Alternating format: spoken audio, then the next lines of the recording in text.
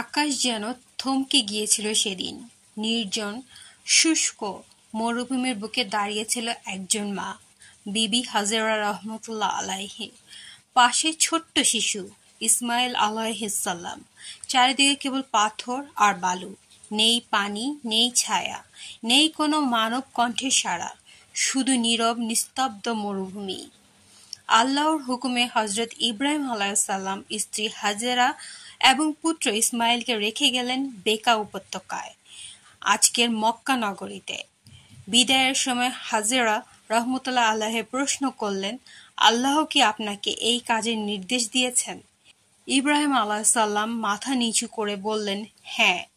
তখনই সেই মহান নারী বললেন, তাহলে তিনি আমাদের নষ্ট করবেন না। কি অপূর্ব ঈমান, কি অটল বিশ্বাস! ক্ষুধায় কাতর শিশু কাঁদছে, দুধ নেই, পানি নেই। এক মা ছুটছেন সাফা পাহাড় থেকে মারোয়া পাহাড়ে, আবার মারোয়া পাহাড় থেকে সাফা। 7 বার, প্রতিবারই তিনি তাকাচ্ছেন যদি কোথাও একটু পানি মেলে।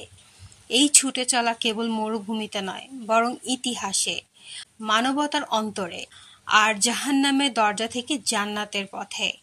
তার এই ছুটে চলাকে সম্মান জানিয়ে আল্লাহ পাক আমাদের জন্য ফরজ করে দিলেন সাই হজ ও ওমরার এক অনিবার্য অংশ। আজ কোটি কোটি মুসলমান সেই স্মৃতি ধারণ করে ছুটে চলে সাফা থেকে মারওয়ায়। আর তখনই আল্লাহর রহমত নেমে এলো। তপ্ত বালুর বুক চিরে নির্গত হলো জমজম কূপ। সেই কূপ আজও প্রবাহমান। রাসূলুল্লাহ সাল্লাল্লাহু আলাইহি সাল্লাম বলেছেন, জমজমের পানি যে নিয়তে পান করা হয় সেই উদ্দেশ্যেই কার্যকর হয়। ইবনে মাজাহ।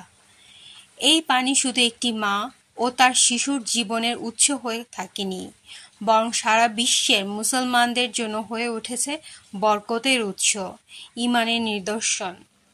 হাজেরা রহমতুল্লাহ আলাইহি ছিলেন একজন কালো বর্ণের মিশরের নারী, কিন্তু তার ঈমান, তার তাকওয়া, তার ত্যাগ আজও আলোকবর্তিকা। পৃথিবীর শ্রেষ্ঠতম নারীদের একজন বলে স্বীকৃত এই মহান নারী কেবল একজন মা ছিলেন না, ছিলেন ঈমানদার নারীর এক জ্বলন্ত আদর্শ। আল্লাহ তাআলা বলেন কোরআনে, নিশ্চয়ই আল্লাহ মুমিনদের জন্য আদর্শ নির্ধারণ করেছেন ফেরাউনের স্ত্রীর মধ্যে ও ইমরানের কন্যার মধ্যে। সূরা তাহরিম আয়াত 11। হাজার বছর পেরিয়েও হাজেরা রহমতুল্লাহ আলাইহির সেই ছুটে চলা আজও জাগরুক। তিনি দেখিয়ে গেছেন একটি ঈমানদার নারী চরম দুঃসময়েও কিভাবে আল্লাহর উপর তাওয়াক্কুল রেখে বিজয়ী হতে পারেন। প্রিয় দর্শক, এই ছিল এক অসাধারণ নারীর অলৌকিক জীবন যুদ্ধের কাহিনী। বিবি হাজেরা রহমতুল্লাহ আলাইহি আমাদের শিখিয়ে গেছেন আল্লাহর উপর পূর্ণ বিশ্বাস, দৃঢ়তা, ত্যাগ ও মাতৃত্ব কিভাবে ইতিহাসের মোড় ঘুরিয়ে দিতে পারে।